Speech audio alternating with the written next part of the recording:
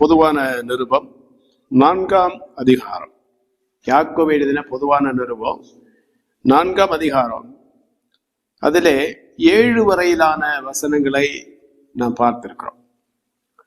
இந்த நாளிலே அந்த 8வது வசனத்தை நாம் பார்க்கவிருக்கிறோம். 6 முதல் 10 வரையிலான பகுதி ஒரு பகுதி. அந்த பகுதியை ஒவ்வொரு வசனமாக நாம் பார்த்து வந்து கொண்டிருக்கிறோம். இந்த நாளிலே 8வது வசனத்தை நாம் சுருக்கமாக தெளிவாக தியானிக்கவிருக்கிறோம். 8வது வசனத்தை யாவரும் இணைந்து வழக்கம் போல வாசிக்கலாம். தேவனிடத்தில் சேருங்கள், அப்பொழுது அவர் உங்களிடத்தில் சேருவார். பாவிகளே, உங்கள் கைகளை சுத்திகரியுங்கள், இருமனம் உள்ளவர்களே, உங்கள் இருதயங்களை பரிசுத்தமாக்குங்கள்.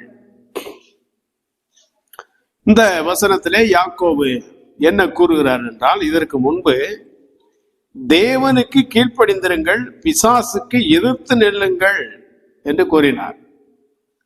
8வது வசனத்திலே கூறும்போது தேவனிடத்தில் சேருங்கள், பிசாசுக்கு எதிர்த்து நிற்கணும். பிசாசு வரும்போது அவனுடைய செயல்களுக்கு, அவனுடைய கிரியைகளுக்கு நீ எதிர்த்து நில்.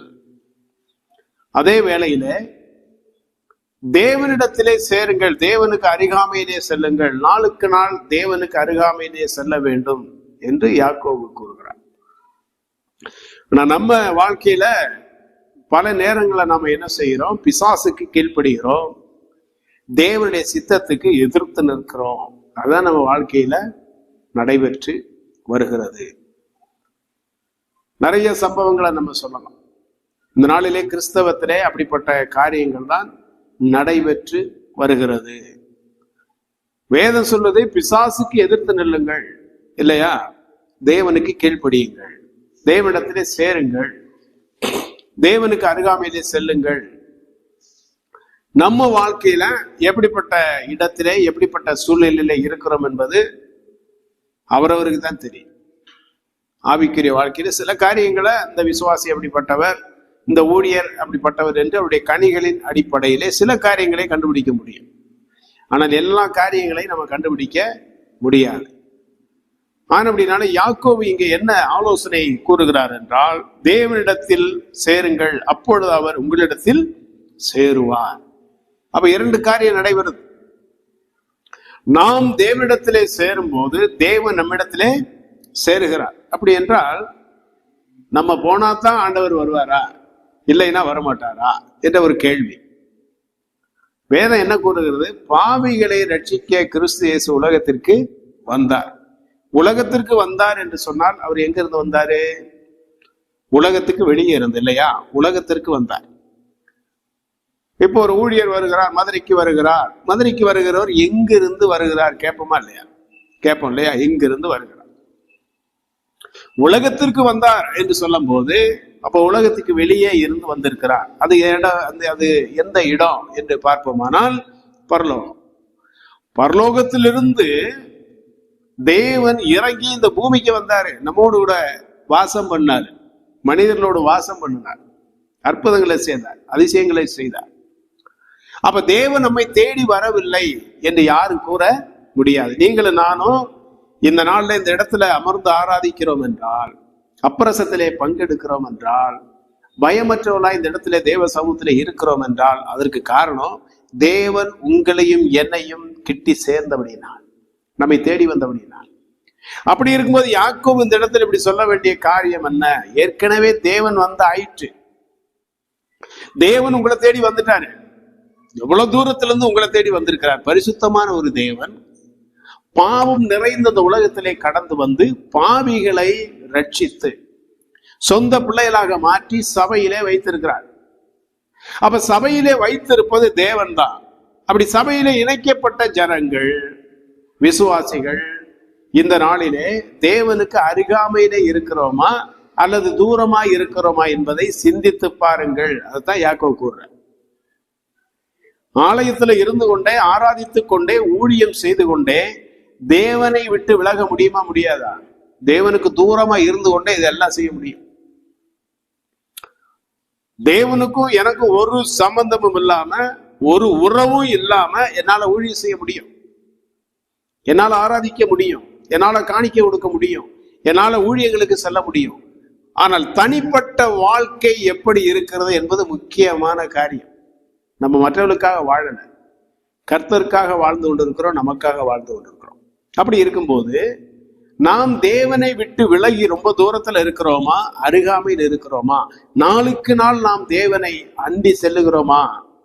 இந்த புது ஆண்டிலே முதல் செய்தி, இந்த முதல் செய்தியே தேவனிடத்துல சேருங்கள்.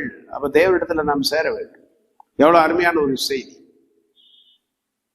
2024ஆம் ஆண்டை நாம் திரும்பி பார்ப்போமானால் தேவனை விட்டு விலகி போனவர்கள் அநேகர் இருக்கிறார்கள்.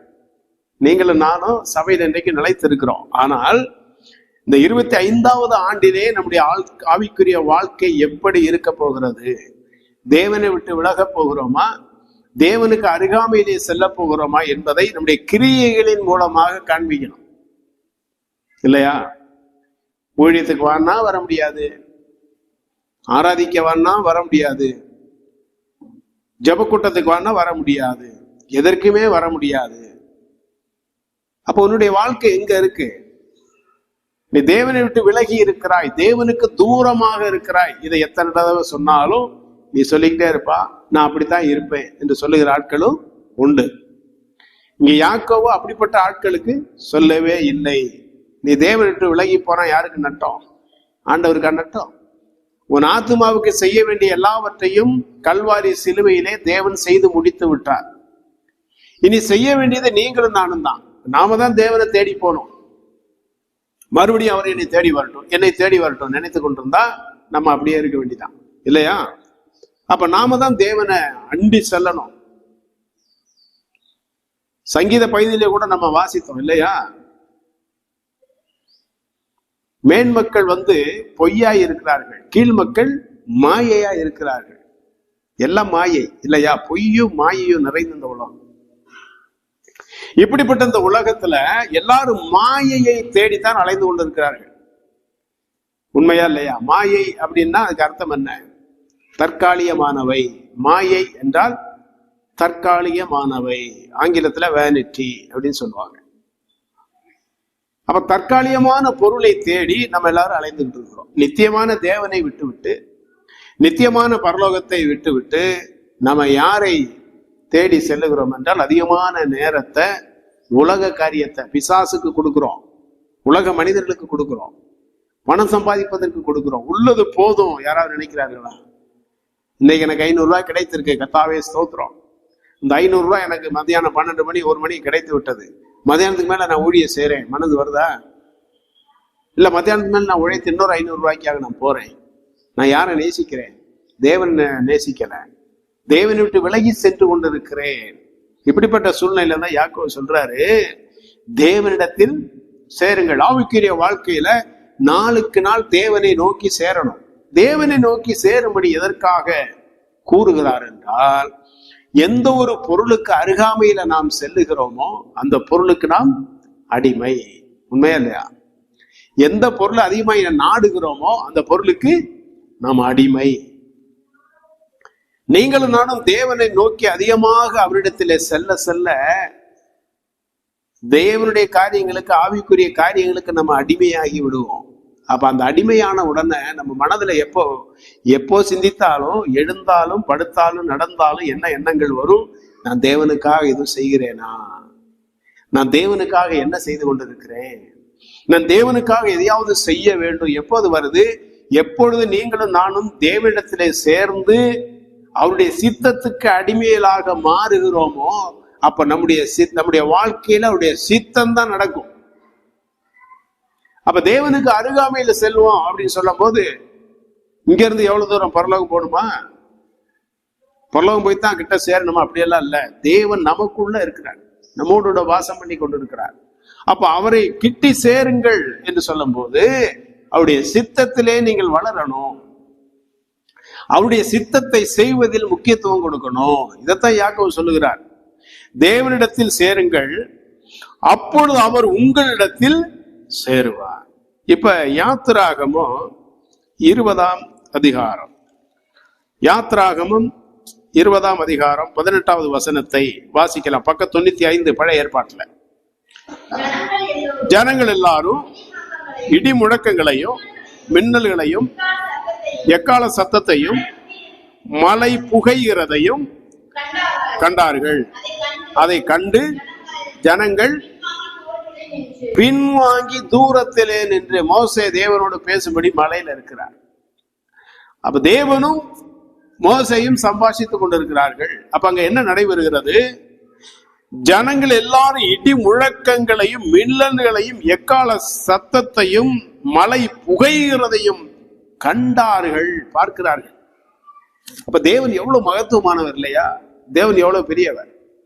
பரலோகத்தில் இருக்கிற தேவன் ஒரு மலையின் மேல் இறங்குகிறார் என்றால் சாதாரண விஷயமா?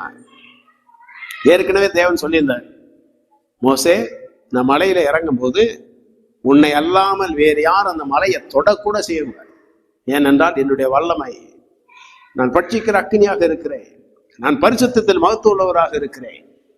பாவியான ஒரு மனிதன் அந்த மலையை தொட்டால் அவன் செத்து போவான், மடிந்து போவான். ஒரு மிருகம் கூட அந்த மலையை தொடக்கூடாது. மாடு மேய்க்கலாம் ஆடு மேய்க்கலான்னு யாராவது விட்ட போச்சு. அப்ப தேவன் இறங்கும் போது பழைய ஏற்பாட்டு விசுவாசிகள் பயந்து பின்வாங்கி நின்றார்கள், தூரமா போய்விட்டாங்க. ஐயோ, ஆண்டவர் பயங்கரமானவர், நம்ம போனா நம்மை என்ன செய்வாரு? பாத்தீங்களா? அடுத்து சொல்லுகிறார் பாருங்கள், 19வது வசனம். மோசையை நோக்கி, நீர் எங்களோட பேசும், நாங்கள் கேட்போம். தேவன் எங்களோட பேசாதிருப்பாராக, பேசினால் நாங்கள் செத்து போவோம் என்றார்கள். ஆண்டவர் எங்களிடத்துல பேசினாலே நாங்க செத்து போவோம். பக்கத்துல போக முடியுமா? தூரத்துல நின்றுதான் பார்க்க முடியும். பக்கத்துல சென்றா அவ்வளவுதான். பேசினாலே நாங்க செத்து போவோம். நாங்க எப்படி அருகாமையில வர முடியும்? மோசையை போல மலையை தொட முடியும், மலையில ஏற முடியும்? பயந்து நிற்கிறான் இல்லையா? அந்த 21வது வசனம், ஜனங்கள் தூரத்திலே நின்றார்கள். மோசே தேவன் இருந்த கார் மேகத்துக்கு சமீபமாய் சேர்ந்தான். கவனிங்க, ஜனங்கள் எங்க நின்றார்களாம்? தூரத்திலே நின்றார்கள். கடவுளத்துல போக முடியல. மோசே மட்டும் என்ன செய்தான்? அருகாமையில செல்லுகிறான். மோசே மட்டும் அருகாமையிலே செல்ல காரணம் என்ன? தேவன் மோசேயை கிருபையினால் மூடி இருக்கிறார். அப்ப மற்றவர்களுக்கு கிருபை இல்லையா? மற்றவர்களுக்கு கிருபை உண்டு. ஆனால் மோசே எப்படிப்பட்டவன்? தேவனுடைய சித்தத்தை பூரணமாக செய்யக்கூடியவன். அப்ப பழைய ஏற்பாட்டின் காலத்திலே தேவ சமூகத்திலே பிரவேசிக்க வேண்டுமானால் பிரதான ஆசாரியன் மட்டும் பிரவேசிக்கலாம். வேறு யாரும் என்ன செய்ய முடியாது? பிரவேசிக்க முடியாது. போனா செத்து போவார்கள், மரித்து போவார்கள். ஆனால் புதிய ஏற்பாட்டிலே நாம் பார்க்கும்போது நீங்களும் நானும் எங்க வந்திருக்கிறோம்? பரிசுத்த ஸ்தலத்துக்கே வந்திருக்கிறோம். நீங்களும் நானும் தேவனிடத்துல எவ்வளவு நெருங்கி போக முடியுமோ அவ்வளவு நெருங்கி செல்லலாம் என்று அனுமதி கொடுக்கப்பட்டிருக்கு. பழைய ஏற்பாட்டுல தூரமா நில்லுப்பா, புதிய ஏற்பாட்டுல பக்கமா வா. காரணம் என்ன? தேவாதி தேவன் நாளிலே மலையில இறங்கின போது அந்த மலையே அதிர்ந்தது. ஆனால் இயேசு கிறிஸ்துவாக வெளிப்பட்டு மலையிலே அமர்ந்து பிரசங்கித்த வார்த்தைகள் இந்த உலகத்தை அதிரச் செய்தது. அந்த பிரசங்கங்கள் நம்முடைய உள்ளங்களை அதிரச் செய்து, நம்முடைய உள்ளங்களை அசைத்து நம்மளை மனம் திரும்ப செய்தது, நம்மளை அழிக்கவில்லை இல்லையா? இயேசு கிறிஸ்து மலை பிரசங்கம் மத்தேயு 5 முதல் 7 வரை மலையிலே அமர்ந்து பிரசங்கம் பண்ணும் போது திரளான ஜனங்களை என்ன செய்தார்கள்? அந்த மலையில அமர்ந்து கேட்டுக்கொண்டிருந்தார்கள். செத்து போனார்களா? இல்ல. அர்த்தம் என்ன? ஒருவரும் சேரக்கூடாத ஒளியில் வாசம் பண்ணுகிறவர் மோசையோடு கூட அந்த மலையிலே அமர்ந்து பேசும்போது, அந்த மலையிலே பேசும்போது மலை அதிர்ந்தது. ஆனால் மனு அவதாரம் எடுத்து உனக்காக, உன்னை ரட்சிப்பதற்காக இந்த உலகத்திற்கு வந்த போது அவர் இருந்த அதே மலையிலே நீயும் அமர்ந்து பிரசங்கத்தை கேட்டிருக்கிறாயே, அற்புதங்களை அதிசயத்தை பார்த்திருக்கிறாயே. அப்ப தேவன் உன்னை நாடி வந்திருக்கிறார், உன் பக்கத்துல வந்திருக்கிறார். அப்ப நீ என்ன செய்யணும்? பயப்படக்கூடாது. பக்கத்துல போன ஆண்டவர் என்னை கொன்று விடுவார் இல்ல. தேவன் எதிர்பார்க்கிறார், நீ பக்கத்துல வந்துதான் ஆகணும், நீ அருகாமையில வந்துதான் ஆகணும். தேவன் எதிர்பார்க்கிறார். என் பிள்ளைகள் தூரம் இருக்கக்கூடாது, என்னை உணர்ந்து கொள்ளணும், என்னை புரிந்து கொள்ளணும், என் அருகாமையில வரட்டும். யோவான் சொல்லும் போது சொல்றாரு, நாங்கள் அவருடைய மடியில் அவரை தொட்டு பார்த்தோம். யோவான் அவருடைய மடியில படுத்திருந்தவன். அந்த யோவான் கூறுகிறான், நாங்கள் தொட்டு பார்த்ததும், 1 யோவான்ல வாசிக்கிறோம், எங்கள் கண்களினாலே கண்டதும். அப்ப தொட்டு பார்த்தான். அப்போஸ்தலர்கள் இயேசு கிறிஸ்துவை தொட்டு பார்த்தார்கள். மரித்து போனார்களா? மரித்து போகவில்லை. அப்ப தேவனுடைய திட்டம் என்ன? இந்த புதிய ஏற்பாட்டின்படி கிருபையின் நாட்களிலே வாழ்கிற நீங்களும் நானும் தேவனை விட்டு விலகி போகக்கூடாது. தேவனுக்கு சமீபமாய் வரணும், நாளுக்கு நாள் சமீபமாய் வரணும் என்று யாக்கோபு மூலமாக பரிசுத்த ஆவியானவர் திருவுளம் பற்றி இருக்கிறார். தேவனிடத்தில் சேருங்கள், யாக்கோபு 4ஆம் அதிகாரம். தேவனிடத்தில் சேருங்கள், அப்பொழுது அவர் உங்களிடத்தில் சேருவார். நாம நெருங்கத்தான் கர்த்தர் நமக்கு அருகாமையில வர முடியும். அப்படின்னா நாம ஒரு ஸ்டெப் வைக்கும் போது ஆண்டவர் ஒரு ஸ்டெப் வைக்கிறார், அப்படி அல்ல. ஆண்டவர் எப்போதும் நம்ம எதிர்பார்த்து காத்து கொண்டு இருக்கிறார். நம்முடைய கிரியைகள், தேவனுடைய சித்தம், இதெல்லாம் நம்மை அவருக்கு அருகாமையில ஆவிக்குரிய வாழ்க்கையில வளர செய்யணும். அந்த வளர செய்கிறது தான் ஆவிக்குரிய வாழ்க்கையில வளர்ச்சி இல்லையா? அந்த வளர்ச்சியை தான் அந்த இடத்துல சொல்றாரு, தேவனிடத்துல அருகாமையில செல்லுங்க. தேவனுக்கு அருகாமையில இருக்கும் போது நம்ம என்ன செய்ய மாட்டோம்? பாவம் செய்ய மாட்டோம். தேவனுடைய சித்தத்துக்கு எதிராக போக மாட்டோம். ஆள் இல்லாத இடத்துல 2 பேரை பார்த்து அருவாளை தூக்கி வாடா வெட்டுறாண்டான்னு சொல்லலாம், பயம் இருக்காது. சுத்தில 4 போலீஸ்காரன் அத்தியோட நின்றுட்டு இருக்கும்போது அருவாள் எடுத்து உடைய வெட்டி போட்டு யாரையும் சொல்ல முடியுமா? சொல்லி வாயை மூடம்னா அடி விழுந்துடும். அங்க பயம் இருக்கு. ஏன்னா அருகாமையில இருக்கிறோம், போலீஸ் சூழ்ந்து இருக்கிறாங்க. இதே போலதான் தேவனை விட்டு விலகி நாம் வாழ்ந்தால் பாவத்தை துணிகரமா செய்வோம். தேவனுக்கு அருகாமையில செல்ல செல்ல நமக்கு பயம் இருக்கும், நம்ம பாவம் செய்ய கூடாது. தேவன் என்னோடு கூட இருக்கிறா, என் அருகாமையில இருக்கிறா, மற்றவர்களை வஞ்சிக்க கூடாது, மற்றவர்களை ஏமாற்றக்கூடாது, மற்றவர்களை சாப்பாட்டுல மண்ணள்ளி போடக்கூடாது. இதெல்லாம் நம்ம சிந்திப்போம். அதுக்கு தான் யாக்கோபு சொல்றார், நீ அருகாமையில வா, அவர் உங்களிடத்தில் சேருவார். பாவிகளே, உங்கள் கைகளை சுத்திகரியுங்கள், இருமனம் உள்ளவர்களே உங்கள் இருதயங்களை பரிசுத்தமாக்குங்கள். ஏசாயா 55ஆம் அதிகாரம் 6ஆம் வசனத்தை வாசிக்கலாம். ஏசாயா 55:6. கர்த்தரை கண்டடையத்தக்க சமயத்தில் அவரை தேடுங்கள், அவர் சமீபமாய் இருக்கையில் அவரை நோக்கி, அவர் சமீபமாய் இருக்கையில் அவரை நோக்கி கூப்பிடுங்கள். தேவன் உங்களை என்ன அழைக்கிறார், நீ பக்கத்துல வாப்பா. நாம பக்கத்துல வரும்போது அவரை நோக்கி நம்ம கூப்பிடலாம். தேவனை விட்டு விலகி சென்று ரொம்ப தூரம் சென்று ஆவிக்குரிய வாழ்க்கையில பின்வாங்கி போய் ரொம்ப தூரம் சென்ற பின்பு நம்முடைய மனதை அவரை நோக்கி கூப்பிடாது. உலகத்தை தான் நோக்கி மறுபடியும் போய்கிட்டு இருக்கும். அதான் எபிரேயர் 6ஆம் அதிகாரத்துல வாசிக்கிறோம், ஒருமுறை பிரகாசிக்கப்பட்டு பரமையை ருசி பார்த்தும் மறுதலித்து போனவர்களை புதுப்பிக்கிறது கூடாத காரியம். 6ஆம் அதிகாரத்துல வாசித்த தெளிவா இருக்கு. எபிரேயர் 6ஆம் அதிகாரத்துல பரம ஈவாகிய இயேசு கிறிஸ்துவை ருசி பார்த்து, அவருடைய அற்புதங்களை ருசி பார்த்து அவரை விட்டு விலகி சென்றா, தூரமா போனா அவர்களை புதுப்பிக்கிறது கூடாத காரியம். புதுப்பிக்க முடியவே முடியாது. வண்டியை ஒர்க் ஷாப்ல போய் எல்லா ஸ்பேர்ஸ் எல்லாம் மாத்தி புதுசா மாத்துவதற்கு இல்லையா? ரொம்ப கவனமா இருக்கணும். அப்ப இந்த இடத்துல ஏசாயா மூலம் சொல்லி இருக்கிறாரு, அவரை கண்டடையத்தக்க சமயத்தில் அவரை, அந்த சமயம் தான் நமக்கு கொடுக்கப்பட்டிருக்கு. அவர் சமீபமாய் இருக்கையில், நமக்கு அவர் சமீபமா இருக்கிறாரு. நீங்களும் நம்ம சமீபமா இருக்கிறோமா? நம்ம கிரியைகள் தேவனுக்கு சமீபமா இருக்குதா இல்ல விட்டு விலகி இருக்குதா சிந்தித்து பார்க்கணும். உங்கள் கைகளை சுத்திகரி, பாவிகளே என்று சொல்லும் போது பொதுவான விதத்துல யாக்கோபு சொல்லுறார்.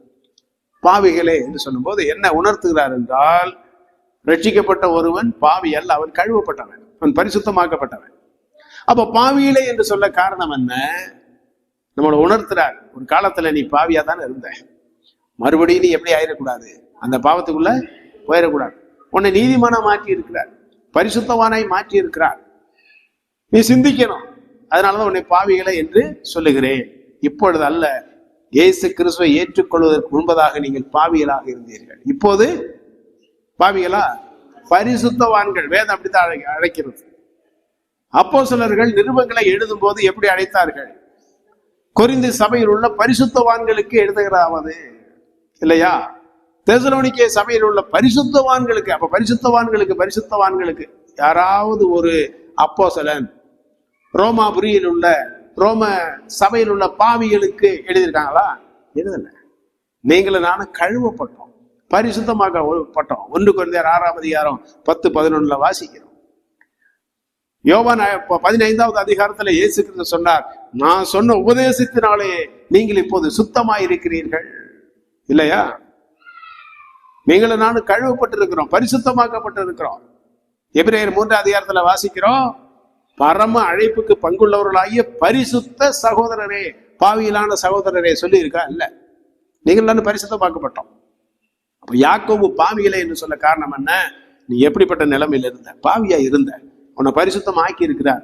மறுபடியும் அந்த பரிசுத்தவான் என்கிற பெயரை இழந்து நீ வெளியில போயிடாத, கவனமா ரொம்ப ஜாக்கிரதையாரு என்று கூறுகிறார்.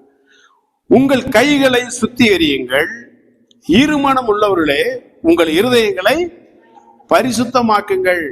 அப்ப தேவனிடத்துல சேருங்கள் என்று கூறிவிட்டு என்ன கூறுகிறார் என்றால், உங்கள் கைகளை சுத்திகரியுங்கள், இருமனம் உள்ளவர்களே உங்கள் இருதயங்களை பரிசுத்தமாக்குங்கள். இப்போ தேவன் பரிசுத்தமானவர் இல்லையா? நம்ம நிறைவு செய்ய போறோம். தேவன் பரிசுத்தமானவர். யாக்கோபு சொல்றாரு, நீ பக்கத்துல போப்பா, ஆண்டவருக்கு அருகாமையில வாப்பா, நாளுக்கு நாள் வாப்பா சொல்றாரு இல்லையா? ஆனா போக வேண்டும் என்றால் எப்படி போக வேண்டும்? ஒரு முறை இருக்கு இல்லையா? சமீபத்துல கூட ஒரு இசையமைப்பாளர், உலக பிரசித்தி பெற்ற இசையமைப்பாளர், சிறுவில்லிபுத்தூர் என்கிற இடத்துல இல்லையா? ஆமா, அங்கதான் ஒரு இந்து கோயிலுக்கு சென்ற போது கருவூலத்துக்குள்ள கருவறையில நீ வரக்கூடாது, வெளியே நின்றுட்டான். அதுக்குள்ள நீ பிரவேசிக்க கூடாது அப்படின்ட்டான். இதை ஏன் சொன்னா அப்படின்னா, கடவுள் அங்க பரிசுத்தமா இருக்காருப்பா, நீ போனா தீட்டாயிரும், உள்ள போனா நீ தீட்டுப்பட்டுருவ. இதுதான் அவருடைய விளக்கம். நீங்களும் நானும் ஒரு காலத்துல அப்படித்தான் இருந்தோம். இஸ்ரவேல் ஜனங்களானாலும் அப்படித்தான் இருந்தார்கள். ஆனால் உங்களையும் என்னையும் தேவன் கழுவி சுத்திகரித்திருக்கிறார். நம்ம சுத்திகரிக்கப்பட்டிருக்கிறோம். இப்ப தேவன் பரிசுத்தமானவர். அந்த பரிசுத்தமான தேவனிடத்துல நீங்களும் நானும் போக வேண்டுமானால் எப்படி போலாம்? பரிசுத்தமா ஞாயிற்றுக்கிழமை ஆராதனைக்கு வருவது, வேலையை விட்டுட்டு அப்படியே வேர்வையோட சர்ச்சுக்குள்ள யாராவது வருகிறார்களா? வந்து ஆராதிக்க அமருகிறார்களா? காலையில் எந்திரிச்சு நல்லா குளிச்சு நல்லா அயன் பண்ணி ட்ரெஸ் எல்லாம் அழுக்கு இல்லாம அயன் பண்ணி போட்டு வாரோம். முத நாள் போட்ட சட்டையை ஆராதனைக்கு போடுறோமா? போட மாட்டோம். ஐயோ, எப்படி ஆராதனைக்கு போறோமே, தேவ சமூகத்துக்கு போறோமே, நல்ல சட்டையை போட்டு போவோம், சிந்திக்குதா இல்லையா? நல்ல புடவையை கட்டுவோம், சிந்திக்கிறோம்.